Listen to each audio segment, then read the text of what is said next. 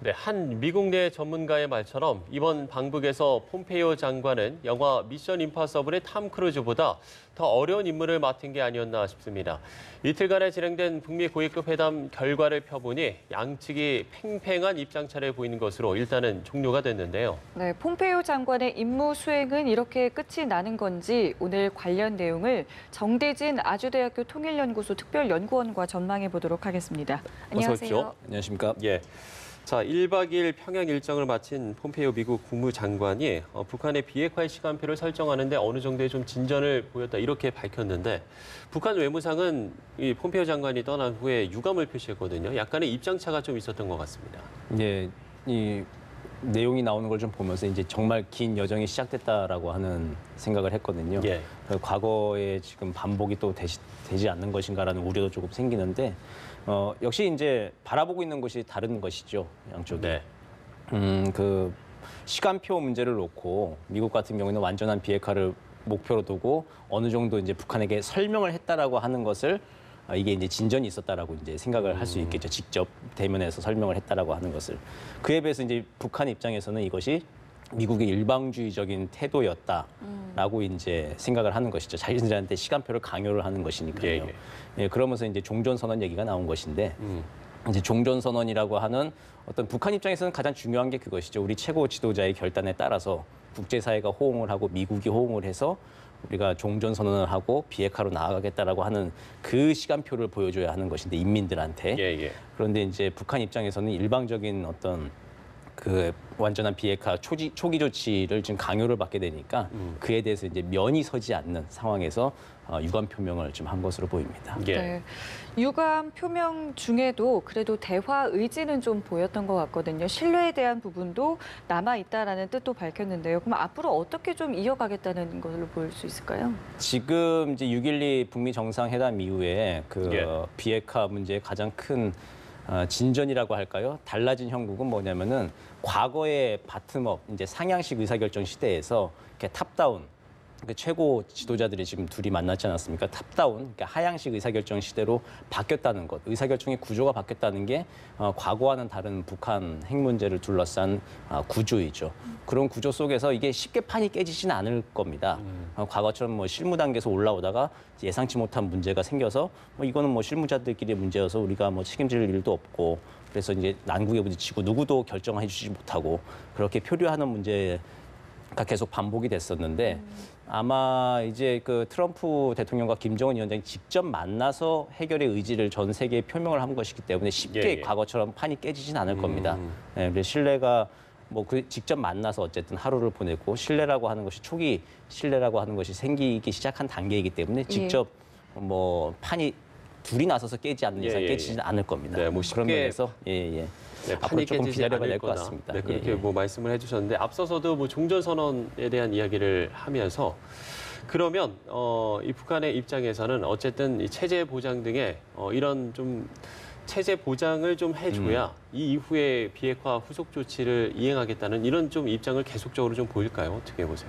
예, 지금 또 마침 또 7월이기 때문에 예. 7월 27일이 정전협정 날이죠. 이제 그때를 이제 이벤트의 시기를 잡아서 아마 7월 달은 그 이벤트 시기를 잡아서 좀 압박을 하는 형국이 되겠죠. 예. 맞춰서 종전선언을 해줘야 우리도 좀 인민들한테 말 그대로 좀 면을 세워서 설득을 하고 구체적인 조치, 우리가 뭐 미사일 엔진 시험장을 폐기를 하던 추가적으로 뭐 사찰을 받는다고 선언을 하던 간에 인민들한테 설명을 하려면 우리들도 면이 서야 된다, 근거가 있어야 된다라고 하는 이야기를 아마 협상장에서도 많이 했겠죠. 예. 그러면서 이제 그 종전선언이라고 하는 것을 7월 달 내내 아마 7월 27일 그 시점을 못 박아서 예. 계속 좀 미국을 압박하는 형국으로 좀 몰고 가려고 하는 시도는 계속 할 것으로 보입니다. 예, 그래서일까요?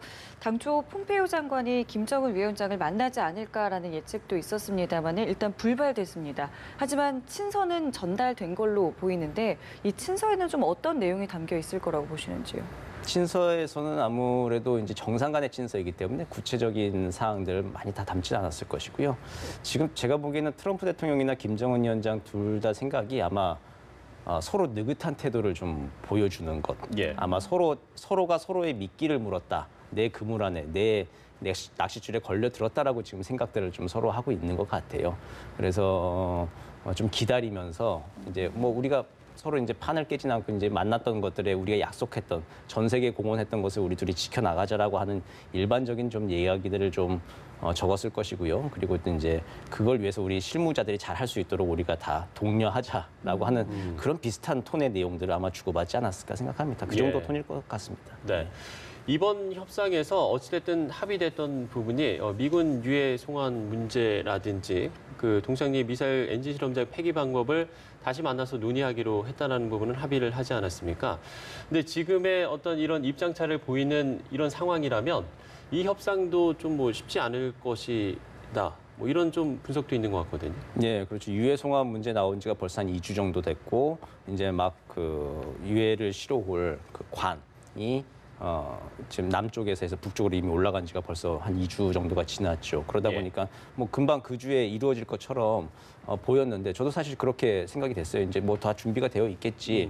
폼페이오 장관이 이제 극적으로 방북을 하면은 같이 나오지 않을까라고 하는 그림들을 예상을 해봤는데 예. 지금 다 이루어지지가 않은 시점이죠. 사실 뭐 그 동행 취재 기자들도 동행하고 있고 그렇죠. 뭐 이벤트 송환을 이벤트를 하지 않을까 이런 예, 부분들이 다들 상당히 그렇게 예상이 됐었죠. 네, 생각을 했었는데 이번에도 이루어지지가 않았어요. 예. 상당히 좀 의외의 결과이긴 한데 아마 북한 측에서는 좀 이럴 것 같습니다. 계속 좀 기술적으로 준비가 안 되고 있다라고 하는 걸 얘기를 좀 계속 하고 있을 것 같아요.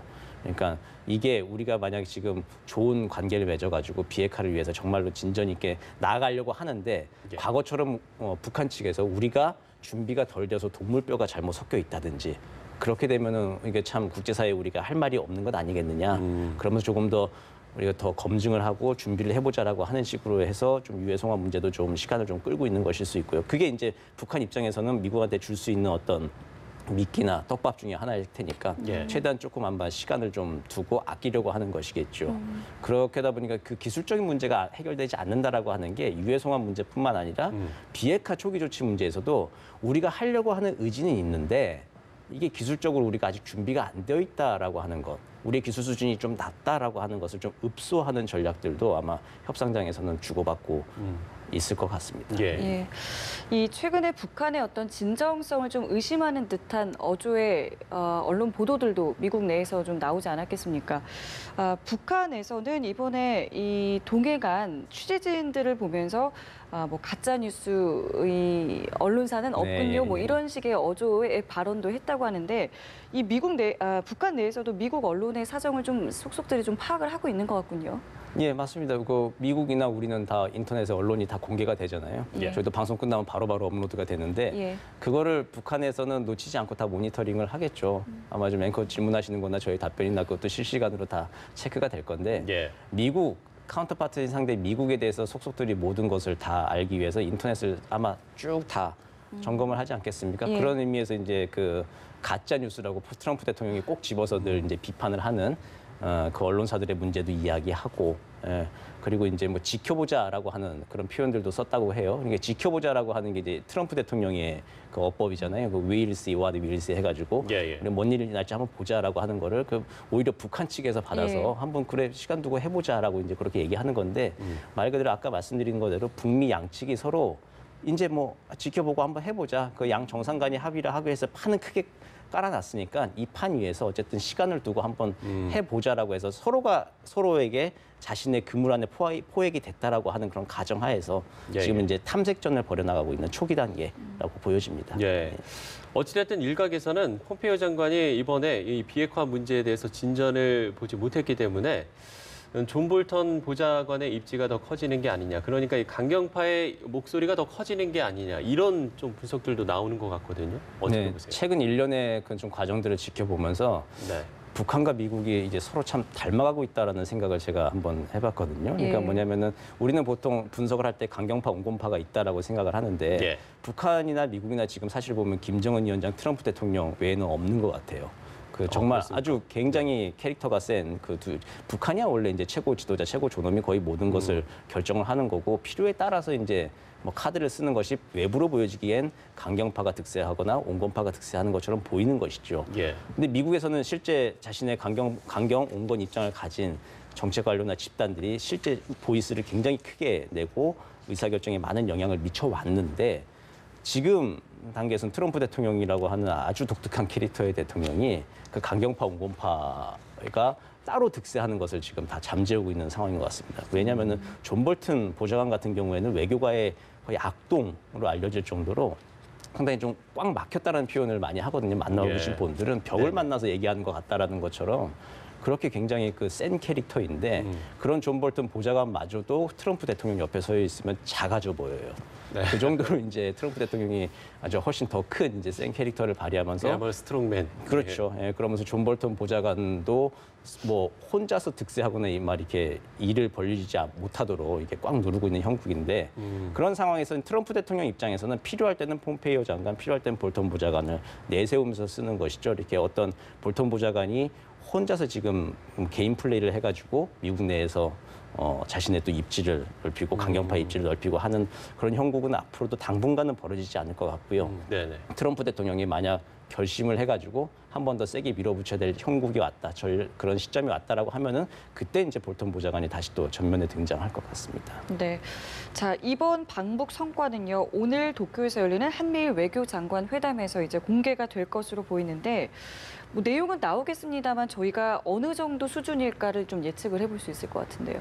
예, 그 지금 아마 그 한미일 정상들이 이제 곧 한미일 그 외교장관들이 만난다고 하죠. 만난다고 예. 하는데 아마 구체적이고 자세한 내용들을 밝힐 수는 아직 없을 거예요. 많은 이야기들을 얘기했겠지만 비핵화 시간표를 놓고 미국이 북한한테 이야기한 여러 가지 그 계획들이 있을 거고 전략들이 있고 전술들이 있을 건데 그거에 대해서 구체적으로 아마 밝히지는 못할 겁니다. 아마 비핵화 의지를 서로 확인을 했다. 앞으로도 이제 계속 협상을 이어나가겠다라고 하는 원칙론적인 이야기를 할 것인데 그렇다 하더라도 한미일 외교장관 사이에서는 충분한 정보들을 공유를 하겠죠. 예. 미국이 제시한 것이 무엇이고 이에 대해서 중요한 것이 한국과 일본이 어떻게 협조할 것인가. 특히 경제 지원 문제에서 특히 일본의 주머니를 어느 정도 열 것인가. 예. 한국은 이제 남북한 특수관계이지 않습니까? 그 특수관계의 입장에서 근본적으로 이렇죠. 비핵화 문제라고 하는 것은 불법에 대해 보상을 지금 해주는 거잖아요. 국제사회 입장에서는.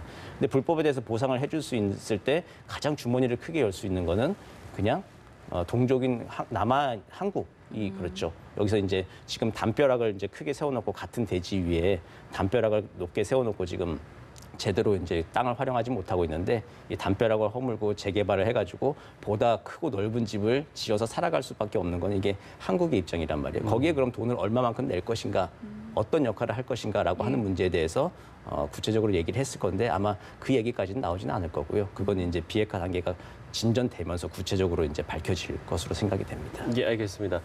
자, 마지막으로 문재인 대통령의 순방에 대해서 좀 짚어보겠습니다. 오늘 5박 6일간의 일정으로 인도와 싱가포르 순방길에 오르는데 지금 뭐 베를린 구상을 발표한 지 좀 1년이 지난 시점이기도 하면서 네. 또 이번 싱가포르에서 특별 연설도 예정돼 있지 않습니까? 뭐 여러모로 좀 의미가 있는 것 같은데요. 어떻게 보세요? 네, 그 지금 말 그대로 전방위 외교, 그 외교의 다원화가 잘 이루어지고 있는 상황이라고 보여지는데요. 우린 비핵화 문제, 북한 문제가 워낙 큰 이슈이다 보니까 한국의 외교 문제가 거기에 다 덮여 있는 것처럼 보이기도 하죠. 근데 예. 대통령이 사실은 거기에만 집중할 수는 없는 거죠. 한국의 입장이 그렇게 간단하거나 녹록한 것도 아니고. 그리고 신북방 정책을 위한 러시아 순방이 얼마 전에 있었는데 이제 바로 또 이어서 아주 발빠르게 또 신남방 정책의 그 지평을 넓혀나가기 위한 그 인도 싱가포르 방문을 하고 있는 것인데요. 거기에 이제 그 완보 문제뿐만 아니라 우리에게 필요한 경제 문제에 이제 좀 초점이 맞춰질 것으로 알려져 있죠. 특히 인도가 매년 그 덩치가 큰 나라가 7% 성장씩 한다는 건 대단한 성장세를 가지고 있는 시장인데 거기를 한국은 놓칠 수가 없는 것이고요. 그리고 그런 튼튼한 경제적인 그 번영의 바탕 위에서도 우리도 안보 문제에 대해서 목소리를 낼 수 있는 것이고 조금 전에 말씀드린 대로 우리가 또 돈을 얼만큼 내서 한반도 평화 번영을 위해서 투자할 것인가라고 하는 건 또 정말 우리가 결정을 해야 되는 것이거든요. 그러기 위해서는 이제 경제적인 기초가 튼튼해야 되는데 그것을 위해서 대통령은 지금 할 일을 위해서 굉장히 발빠르게 뛰고 있는 것이고 그리고 이제 주목이 되는 게 이제 안보 문제 주목이 되는 게 싱가포르 렉처 어떤 것이 나올 것인가라고 하는 것이죠. 이제 또 특히 싱가포르가 6.12 정상회담 북미 정상회담이 장소였죠. 나왔던 어떤 역사적 장소이기 때문에 예. 거기에 이제 6월 달에 많은 분들이 기대를 했을 때 남북미가 함께 하는 자리를 많이 이제 기대를 했었는데 같이 못했지만 예. 한 달 정도 시간차를 두고 그 자리에 있었으면 어떤 이야기들을 했을 것인지에 대해서 좀 큰 그림 구상을 밝혀주는 이제 좋은 기회가 될 것으로 생각이 됩니다. 네, 예. 알겠습니다. 지금까지 정대진 아주대학교 통일연구소 특별연구원과 함께했습니다. 오늘 말씀 오늘 말씀 고맙습니다. 감사합니다.